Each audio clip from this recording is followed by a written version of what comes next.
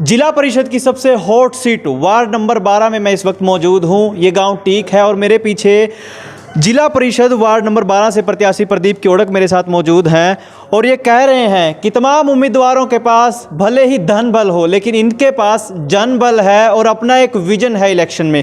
तो इलेक्शन में जिस विजन के सहारे ये लड़ेंगे, आइए उस विजन के लिए इन्हीं से बात करते हैं। तो नमस्कार, कैथल बैग न्यूज़ पे बहुत बहुत स्वागत है प्रदीप जी आपका। Thank you sir, Kaithal bag news का बहुत बहुत धन्यवाद और आपका स्वागत है सर, क्योंकि मीडिया जनता के लिए चौथा स्तंभ का काम करता है और मैं तो आपका एहसान मंद हूँ कि हमने जब भी कहा है आपने सार्वजनिक मूलभूत जो सुविधाएं होती हैं उनके बारे में जागरूक किया और आपकी न्यूज़ पर देखा तो प्रशासन हरकत में आया और वो काम भी हुए हैं सर। आपका बहुत बहुत धन्यवाद सर। आपकी इस सीट से वार्ड नंबर 12 से तमाम उम्मीदवार हैं, धन बल है उनके पास, तमाम तरीके से लड़ेंगे, लेकिन ऐसा धन बल आपके साथ नहीं है, ऐसी पूंजी आपके साथ नहीं है, लेकिन कैसे लड़ेंगे चुनाव आप? सर अगर मैं बातें करूं तो उदाहरण के तौर पे बातें लंबी हो जाएंगी। एक कबीर जी होते थे, कबीर जी को धन कबीर कहा गया था क्योंकि उनके पास प्यार था और लोगों आज भी उनके दोहे याद किए जाते हैं, इसलिए उनको धन कबीर जी, क्योंकि उनका ऐसा व्यक्तित्व था कि जो भी उनसे मिलता था उनके अंदर एक ऐसा ठहराव था कि लोग जुड़ते थे। ऐसा ही परमात्मा की कृपा से हम मध्यम वर्ग में आते हैं और हमने लोगों की वोटें दे दे कर देख लिया, लेकिन कोई भी गरीब का कुछ नहीं करवाता। वो कहते हैं ना कि पता नहीं क्या मिठास है गरीब के खून में, जिसे मौका मिलता है वो चूसता ज़रूर है। लेकिन अब ऐसा नहीं होने देंगे। धन से अगर सब कुछ होता तो आज इतने बड़े बड़े धन वाले लोगों को छोटे परिवारों में जा कर के उनके पैर पकड़ने की ज़रूरत नहीं थी, वो घर बैठकर ही बन जाते।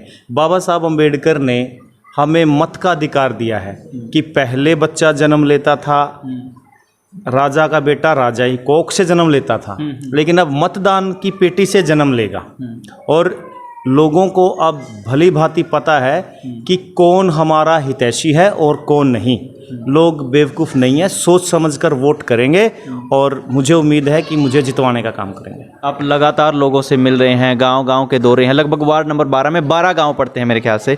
तो उन 12 वार्ड में क्या समस्या देखी और उन समस्याओं के समाधान हेतु क्या विजन है आपका?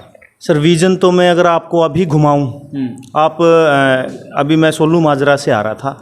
सोलू माजरा के अंदर इतने साल से जिला पार्षद भी आ गए, सरपंच भी हो गए और एमएलएज भी आ लिए, लेकिन वहाँ पानी की समस्या आज तक भी समाधान नहीं हुआ।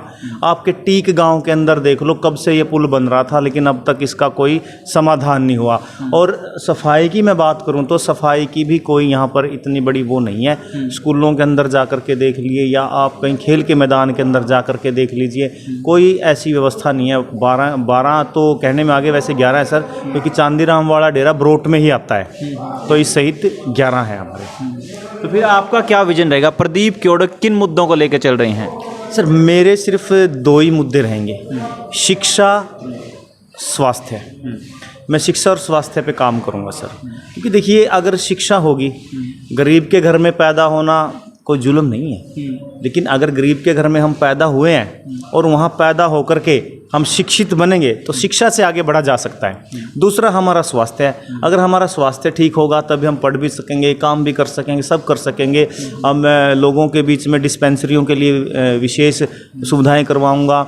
और मैं लाइब्रेरी की जो समस्याएं है ही नहीं, लाइब्रेरी तो आजकल सरकार ने भी ऐसा लॉलीपॉप दे दिया, कहते लाइब्रेरियां तो देंगे, लेटर पैड पे और पे सब पे दे दिया, लेकिन वो लाइब्रेरी के लिए भी उन्होंने एक शर्त रख दी, कहते हैं जिस भी कमेटी के नाम वो ज़मीन होगी हम उसी ज़मीन में आपको लाइब्रेरी देंगे।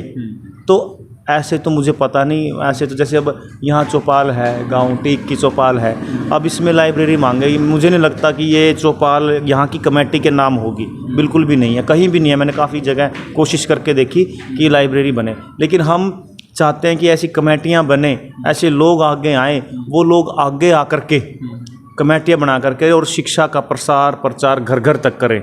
और मैं तो ये भी कहता हूँ कि एक संविधान को भी हम घर घर तक पहुँचाने का काम करेंगे। लगातार लोगों से आप मिल रहे हैं, डोर टू डोर कैंपेनिंग भी आपने की है, कैसा जन समर्थन देख रहे हैं? सर, जन समर्थन है तभी मुझे हौसला मिल रहा है, तभी मुंह से ऐसे शब्द निकलते हैं कि मैं जीत रहा हूँ। समीकरण भी ऐसे ही कह रहे हैं। और देखो, मेरी आपसी की कोई लड़ाई नहीं है। कई लोग अपनी मुच्छों की लड़ाइयाँ भी लड़ते हैं, कई लोग अपने आप को बनाने की लड़ते हैं, लेकिन मैंने एक नारा दे रखा है, ना जाति ना धर्म, मानवता ही कर्म। हम मानवता के हित के काम के लिए इस वार्ड में खड़े हुए हैं और परमात्मा ने चाहा तो हम मानवता के लिए बहुत से काम करेंगे। और कैथल शहर के अंदर भी मैंने खुद शहीद भगत सिंह वेलफेयर सोसाइटी, जीवन रक्षक दल संस्थाएं और भी काफ़ी संस्थाओं में काम भी किया है और निरंतर हम वो काम करते आ रहे हैं। जैसे 104 के करीब लावारिश डेड बॉडीज़ होती हैं, उनका कोई नहीं होता, उनके हम बनते हैं कि हम हैं। कोई लड़की है जिसके घर में कोई नहीं, अनाथ है, उसके हम बनते हैं। रक्षाबंधन आता है, बहन भाई के लिए तरसती है, उनके हम राखियाँ बंधवाते हैं, क्योंकि ये सब मानवता के कार्य हैं। और हम चाहते हैं कि मानवता के कार्य हर आदमी करे। ऐसा ना हो कि भगत सिंह तो पैदा हो लेकिन मेरे घर नहीं, इसके घर पैदा हो। मैं चाहता हूँ कि हर घर में भगत सिंह पैदा हो। एक आकलन आपने भी कर लिया होगा, भविष्यवाणी हर आदमी करता है इलेक्शन की, ठीक है, आपकी भविष्यवाणी क्या कहती है? सर, मेरी भविष्यवाणी ये कहती है कि हम जीत रहे हैं और अच्छे मार्जिन से जीतेंगे। ठीक है, चलिए लोगों से भी बात करते हैं। अंकल जी, राम राम। कैसा जन समर्थन देख रहे हैं आप प्रदीप जी के साथ? लगातार आप घूम भी रहे हैं, क्या कैसा हौसला है लोगों में? लोगों में बहुत हौसला है इसके बारे में। भाई तू खड़ा होगा तो हम बढ़ाएंगे, ज़रूर बढ़ाएंगे, कोई ऐसी बात नहीं है। हैं भाई, ऐसी कोई चिंता करने वाली बात नहीं है। आप खड़े रहिए, आपका काम ज़रूर करेंगे। ठीक ठीक। कुछ और साथी भी हैं भाई साहब, आप भी लगातार प्रदीप जी के साथ में हैं, क्या देख रहे हैं, क्या कैसा लोगों में रिस्पॉन्स है? आपका चैनल का धन्यवाद, जो कि आप जन जन तक हमारी आवाज़ पहुंचाने के लिए तत्पर रहते हैं। तो आज भी हमने 12 के 12 गांवों में गए, तो वाल्मीकि जयंती थी, तो सभी जगह प्यार मिला जी और सभी जगह हौसला मिला।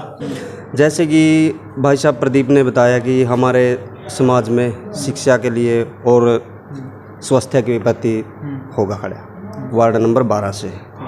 इसकी भाई साहब की बहुत अच्छी सोच है और हम भी तन मन से, मैं वाल्मीकि समाज से हूँ, हम लोग ये सोच के चल रहे हैं, हम छत्ती बिरादरी को साथ में लेके भाई की जीत हो और भाई जैसी मूर्ति हमारे सामने 30-35 साल बाद आई है, ताकि जो बात भाई साहब ने कही है, आज लग भी किसी ने ये बात नहीं कही और ना ही कहेगा।